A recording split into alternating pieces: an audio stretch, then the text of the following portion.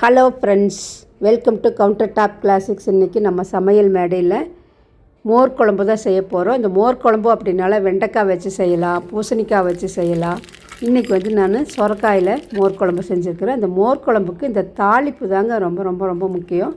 இந்த மாதிரி தாளிப்பு எடுத்து கொட்டுனா மோர் குழம்பு வந்து வாசனையாகவும் இருக்கும், டேஸ்ட்டாகவும் இருக்குது. சாப்பிட்றதுக்கு செய்கிறதும் ரொம்ப ஈஸி. இந்த மோர் குழம்புல வடையை வச்சு சாப்பிட்டு பாருங்கள், அவ்வளோ நல்லாயிருக்கும். வாங்க எப்படி செய்யலான்னு பார்க்கலாம்.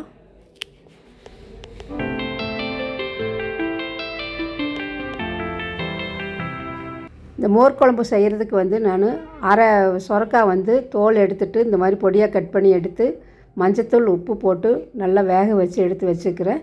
இப்போ வந்து ஸ்டவ் ஆஃப் பண்ணி விட்டுடலாம். இந்த காய் வந்து வெந்த உடனே நம்ம ஸ்டவ் ஆஃப் பண்ணிவிட்டு ஆறணும். ஆறின பிறகு தான் இந்த தயிர் வந்து கட்டி தயிர் நல்லா பீட் பண்ணி அதில் ஊற்றணும். அப்படி ஊற்றும்போது அந்த காயுடைய சூடு வந்து இருக்கக்கூடாது. இப்போ இந்த கப்பில் வந்து ஒரு கப்பு வந்து கட்டி தயிர் எடுத்துருக்குறேன். இது வந்து நல்லா பீட் பண்ணி வச்சுக்கலாம். இந்த பீட் பண்ணி ஊற்றும்போது அந்த மோர் குழம்பு வந்து டேஸ்ட் நல்லாயிருக்கும். நல்லா க்ரீமி ஸ்ட்ரக்சருக்கு வரணும்.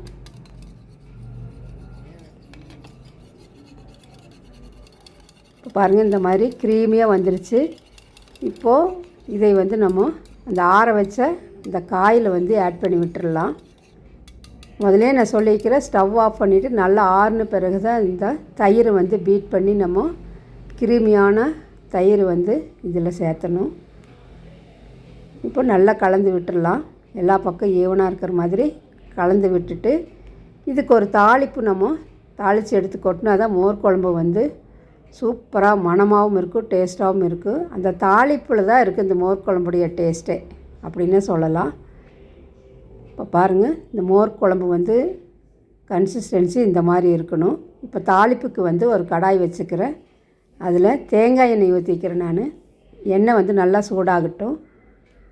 எண்ணெய் நல்லா சூடான பிறகு நம்ம தாளிப்புக்கு என்னென்னலாம் 1 by 1 நம்ம சேர்த்திக்கலாம்.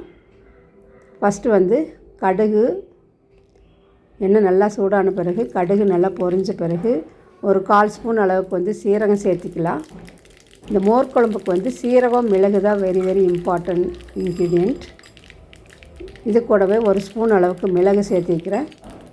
3 காஞ்ச மிளகாய், 2 கொத்து கருவேப்பிலை ஃப்ரெஷ்ஷாக சேர்த்திட்டு ஒரு கட்டி பெருங்காயம் ஒரு துண்டு வந்து சேர்த்திக்கலாம். பொடியாக இருந்தாலும் நீங்கள் பவுடராக இருந்தாலும் போட்டுக்கலாம். இப்போ கருவேப்பிலை வந்து நல்லா பொரிஞ்ச பிறகு ஸ்டவ் ஆஃப் பண்ணி விட்டுடலாம். நம்ம இப்போது நல்ல வாசனையாக அந்த பெருங்காயத்துடைய வாசனை, சீரகம் மிளகுடைய வாசனை வந்து ரொம்ப நல்லா தூக்கலாக இருக்கும்.